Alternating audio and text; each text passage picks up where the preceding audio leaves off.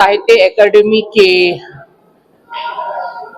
यहाँ पे एक प्रोग्राम था। साहित्य एकेडमी ने जो यहाँ पे कायम किया है एक प्रोग्राम, हबा खातून, जो हमारी बहुत लीजेंड पोइटेस है, जिनका एक नाम है, एक मकाम है।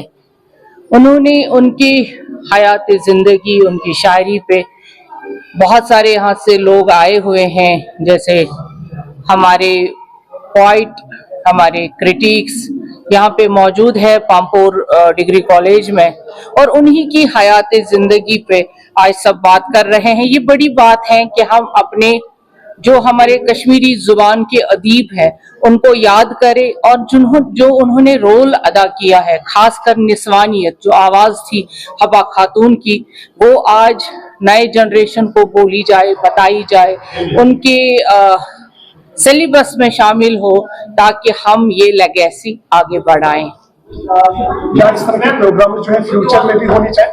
बिल्कुल होने चाहिए, तभी तो हमारी फ्यूचर जनरेशन को अपने जो रूट्स हैं, जैसे खासकर हमारी हबा खातून, लला आरिफ, ये हमारे ऐसे लीजेंड हैं कि अगर हमारी आज की जनरेशन इससे नावाकिफ रही तो बहुत नुकसान होगा।